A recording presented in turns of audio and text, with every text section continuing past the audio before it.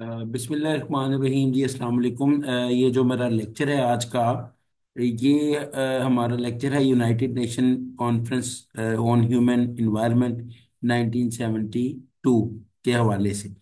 Environmental science के हवाले से जो हिस्टोरिकल पर्सपेक्टिव्स हैं, उसमें आपने एग्रीकल्चर रेवोल्यूशन और इंडस्ट्रियल रेवोल्यूशन के बारे में प्रीवियस लेक्चर्स में पढ़ा। और आज जो है ना, इसे हम थोड़ा सा आगे डिस्कस करेंगे। बेसिकली ये जो यूनाइटेड नेशन कॉन्फ्रेंस है ऑन ह्यूमन एनवायरनमेंट 1972 में जो हुई थी, ये एक बहुत ही इम्पोर्टेंट डेवलपमेंट है। और बेसिकली ये कॉन्फ्रेंस जो थी, ये स्टॉकहोम में हुई थी और इसकी जो ड्यूरेशन थी वो 5 जून से 16 जून 1972, इन डेज के दरमियान ये कॉन्फ्रेंस हुई थी। बेसिकली ये जो कॉन्फ्रेंस थी, इसका बेसिक पर्पस जो है ह्यूमन डेवलपमेंट और इन्वायरमेंटल कंजर्वेशन था। ठीक है। तो ये चीज़ आपने ज़हन में रखनी है कि बुनियादी तौर के ऊपर इस कॉन्फ्रेंस के अंदर 113 नेशंस ने पार्टिसिपेट किया था। और इसमें इस चीज़ को देखा गया था कि हमें इन्वायरमेंट और ह्यूमन डेवलपमेंट दोनों को मिलाकर जो है वो आगे चलना है। अच्छा, इसमें मीटिंग के अंदर एक डेक्लेरेशन जो थी, उसके ऊपर सब जो नेशंस थी वो एग्रीड हुई थी, जिसके 26 प्रिंसिपल्स थे। ठीक है ना। और उन 26 प्रिंसिपल्स का जो ताल्लुक था, बेसिकली इन्वायरमेंट और डेवलपमेंट के हवाले से था। और इसी कॉन्फ्रेंस के अंदर एक एक्शन प्लान भी डिवाइस हुआ था, जिसमें 109 रिकमेंडेशंस थी और एक रेजोल्यूशन भी इसी कॉन्फ्रेंस के अंदर जो है वो पास हुई थी। हम आगे चलते हैं जी।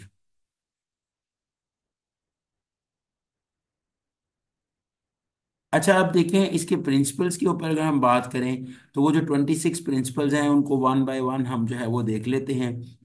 सबसे पहला जो इसका, इसको स्टॉकहोम डिक्लेरेशन भी कहते हैं।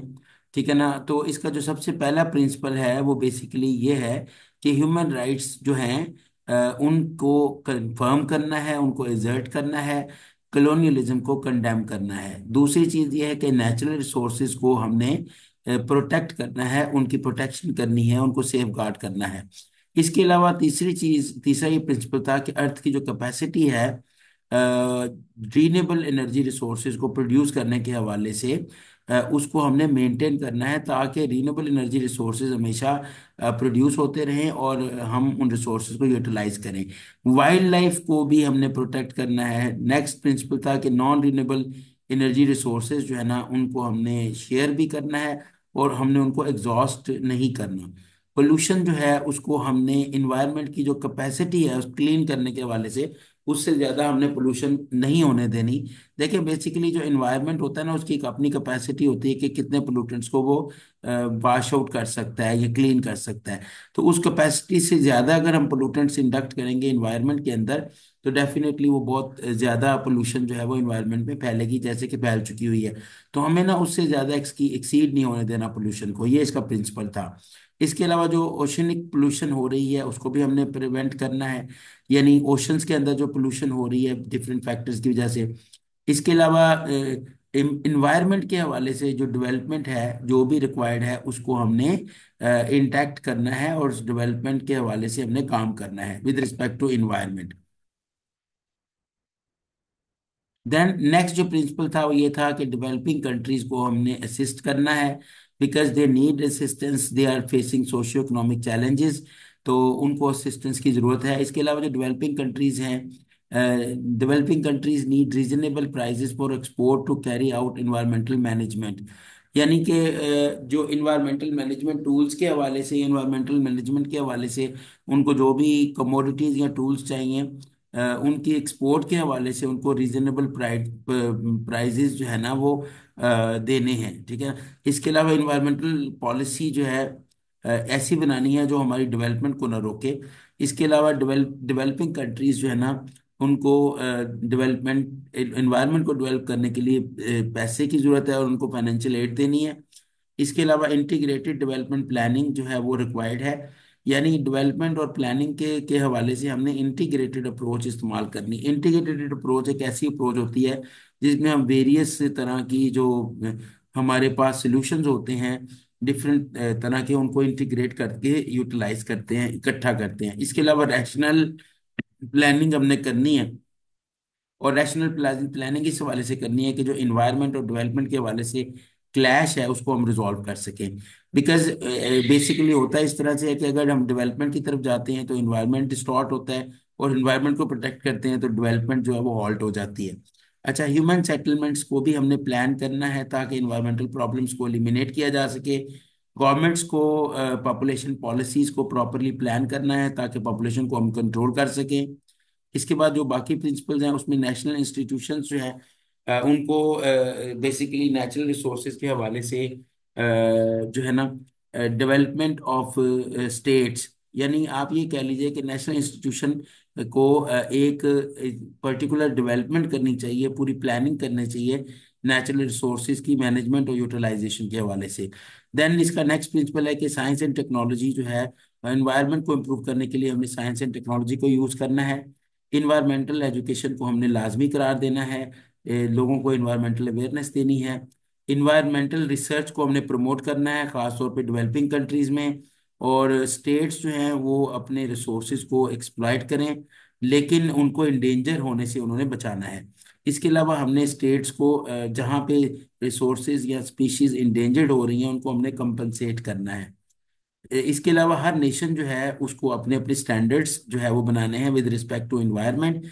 जैसे पाकिस्तान में national environmental quality standards develop हो चुके हैं।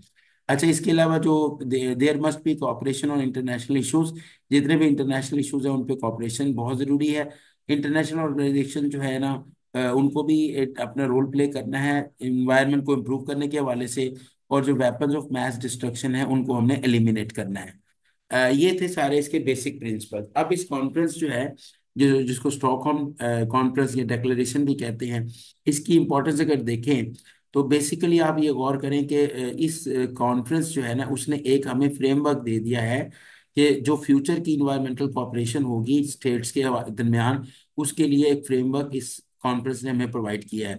इसके अलावा ये कॉन्फ्रेंस जो है वो इन्वायरमेंट की प्रोटेक्शन के हवाले से बात कर रही है, बायोस्फीयर की प्रोटेक्शन के हवाले से बात कर रही है, इंटरनेशनल लॉ और पॉलिसी मेकिंग के हवाले से ये स्ट्रेस दे रही है, ये कॉन्फ्रेंस जो है बात कर रही है। इसके अलावा इसमें बहुत सारी गवर्नमेंट्स ने आफ्टर दैट कॉन्फ्रेंस मिनिस्ट्रीज को क्रिएट किया था इन्वायरमेंट की, ताकि वो अपने अपने कंट्रीज के अंदर इन्वायरमेंटल इश्यूज को रिजॉल्व कर सकें और इन प्रिंसिपल्स के ऊपर काम कर सकें। पाकिस्तान में भी जो मिनिस्ट्री ऑफ एनवायरनमेंट है वो इसी कॉन्फ्रेंस के बाद जो है वो कायम हुई थी। अच्छा, इसके अलावा एक चीज़ और बड़ी इंपॉर्टेंट है कि यूनाइटेड नेशंस ने अपनी एक रेजोल्यूशन के ज़रिए से, जिसका रेजोल्यूशन नंबर 2997 है, जो कि दिसंबर 15 17 22 में लॉन्च हुई थी, में मतलब पास हुई थी, तो उसके ज़रिए से उन्होंने एक इदारा, एक प्रोग्राम लॉन्च किया था जिसको यूनिप कहते हैं। यूनिक बेसिकली है यूनाइटेड नेशन इन्वायरमेंटल प्रोग्राम या इन्वायरमेंट प्रोग्राम। ये बेसिकली जो यूनिप है, इसका काम है कि वो एक इंस्टीट्यूशनल मशीनरी प्रोवाइड करे और फाइनेंशियल फ्रेमवर्क दे, जो है ना डिसीजन मेकिंग के हवाले से, और कंट्रीज को सपोर्ट करे। ठीक है ना जी। ये एक एजेंसी है बेसिकली, अगर आप देखेंगे इसका हेडक्वार्टर नैरोबी कीनिया में है। और ये जो यूनाइटेड नेशन एनवायरमेंटल प्रोग्राम है, ये एक एजेंसी है यूनाइटेड नेशंस की, जो कि इन्वायरमेंटल एक्टिविटीज के हवाले से कोऑर्डिनेट करती है, डेवलपिंग कंट्रीज को ख़ास तौर पे असिस्ट करती है ताकि वो इन्वायरमेंटल पॉलिसीज़ को साउंड बनाएं और उनको प्रॉपरली इम्प्लीमेंट कर सकें, और ट्रू लेटर एंड स्पिरिट उनके ऊपर काम कर सकें। So this is all about this topic. So that is basically the end of today's topic. Thank you very much. Thank you very much.